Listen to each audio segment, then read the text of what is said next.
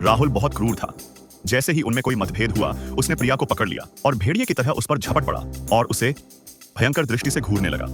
प्रिया को लगा कि यह कोई बड़ी बात नहीं है और राहुल ने प्रिया के चेहरे पर थप्पड़ मार दिया।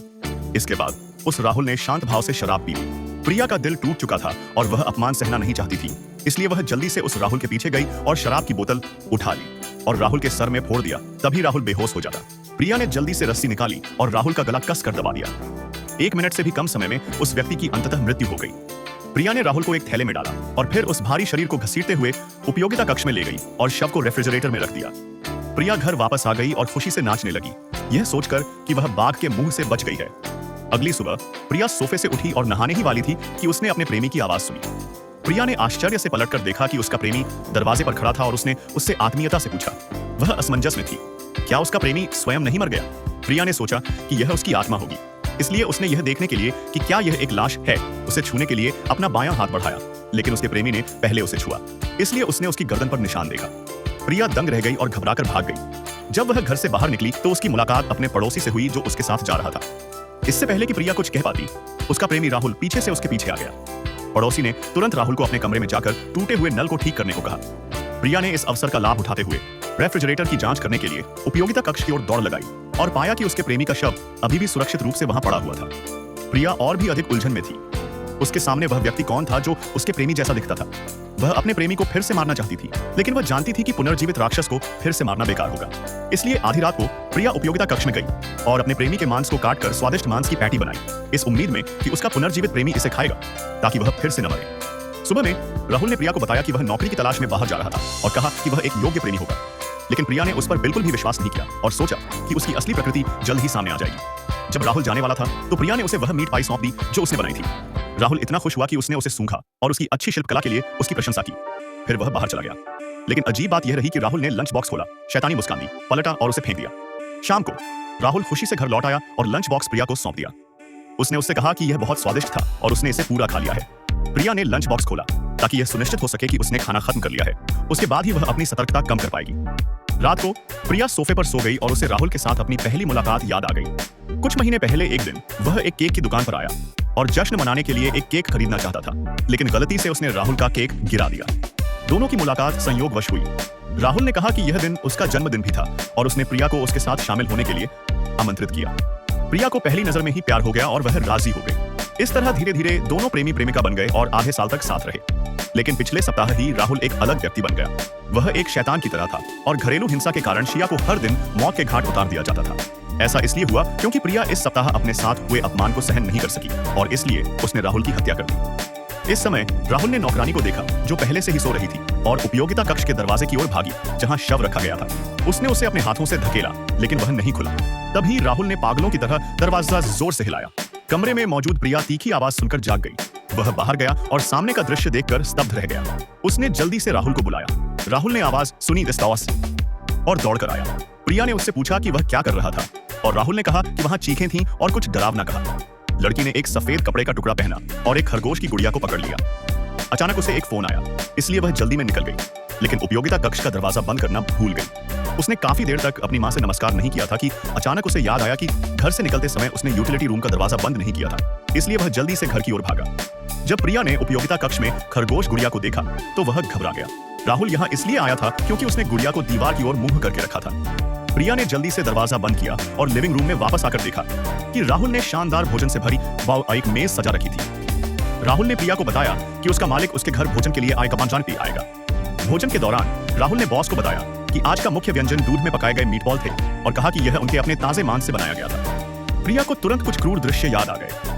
बॉस के जाने के बाद राहुल ने देखा कि प्रिया अपनी चॉपस्टिक को हिलाने में अनिच्छुक थी और वह उसे खुद खिलाना चाहता था, लेकिन प्रिया अपना मुंह नहीं खोल सकता था, इसलिए राहुल को मीटबॉल खुद ही खाने पड़े। प्रिया इतनी डर गई कि उसने कल का खाना लगभग उगल दिया। इस समय राहुल ने उसे मुर्दा घर की चाबी सौंपने के लिए कहा। प्रिया यह सुनकर डर गई। राहुल का सामना करते हुए जिसके पास केवल 3 सेकंड बचे थे, शिया के पास वही करने के अलावा कोई विकल्प नहीं था जो उसे बताया गया था। लेकिन जब राहुल ने दरवाजे में प्रवेश किया तो प्रिया ने अचानक उसे धक्का देकर दरवाजा खोल दिया और जल्दी से दरवाजा बंद कर दिया और खुद को अंदर से बंद कर लिया। राहुल ने अपनी पूरी कोशिश की लेकिन इसे खोल नहीं सका, इसलिए उसे पहले घर में वापस जाना पड़ा। हालांकि कैमरा घूम गया और एक FDL दरवाजे पर आया और शिया की मां से कहा कि आपकी बेटी का साथी आदतन धोखेबाज है और उसे इससे सावधान रहने और इसकी रक्षा करने के लिए कहा। यह सुनकर माँ बहुत चिंतित हो गई, इसलिए उसने जल्दी से उसे फोन किया, लेकिन घर में मौजूद राहुल ने फोन काट दिया।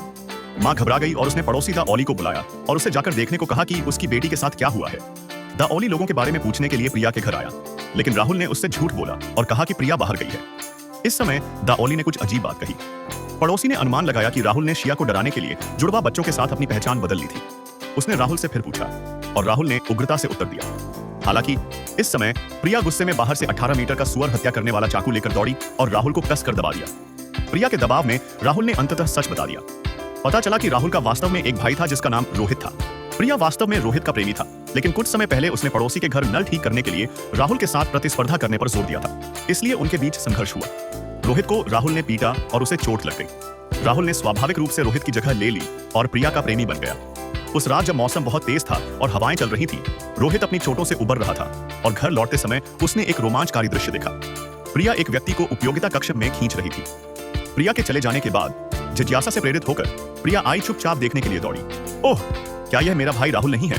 सौभाग्य से प्रिया ने राहुल का गला केवल 1 मिनट तक दबाया और फिर भी उसने अपनी अंतिम सांस ली। रोहित, जो इसे सहन नहीं कर सका, ने उसे बचाया, लेकिन रोहित ने कभी यह उम्मीद नहीं की थी कि उसके भाई ने न केवल उसे धन्यवाद दिया, बल्कि उसने आत्महत्या भी कर ली। राहुल ने उसका गला घोंटकर हत्या कर दी और फिर उसे फ्रिज में ठूंस दिया। राहुल बिना किसी की जानकारी के सच्चाई चुराने में सफल हो गया। अब राहुल ने इसे स्वीकार करने से इनकार कर दिया है और जोर देकर कहा है कि वह स्वयं रोहित है। प्रिया उस आदमी को देखकर भावुक हो गई जिसे वह कभी बहुत प्यार करती थी। लेकिन इस समय अचानक सौभाग्य से राहुल को आश्चर्य हुआ कि उसने केवल अपनी किडनी पर वार किया और क्या समस्या नहीं थी। इस दिन एक अनजान आदमी मां के पास आया और उसे ब्लैकमेल करने की तैयारी करने लगा और कहने लगा कि आपकी बेटी ने किसी की हत्या कर दी है। मां को आश्चर्य हुआ और उसने उस आदमी को वहां से चले जाने को कहा। उस आदमी ने बस इतना कहा कि वह अगली बार सबूत लेकर उसके पास आएगा। घर लौटने पर मां ने अपनी बेटी को यह बात बताई। प्रिया को अपनी मां पर बहुत भरोसा था और उसने उन्हें पूरी कहानी बता दी। उन्होंने राहुल की खुजली का फायदा उठाया और सबूतों को पूरी तरह नष्ट करने का फैसला किया। मां और बेटी ने मिलकर शव को हिलाना शुरू कर दिया। इस समय राहुल चुपचाप अपने साथी से मिलने के लिए बाहर भाग गया। पता चला कि राहुल वास्तव में एक धोखेबाज था। शिया की मां को पहले भी ब्लैकमेल करने का आइडिया उसने ही अपने साथी को दिया था।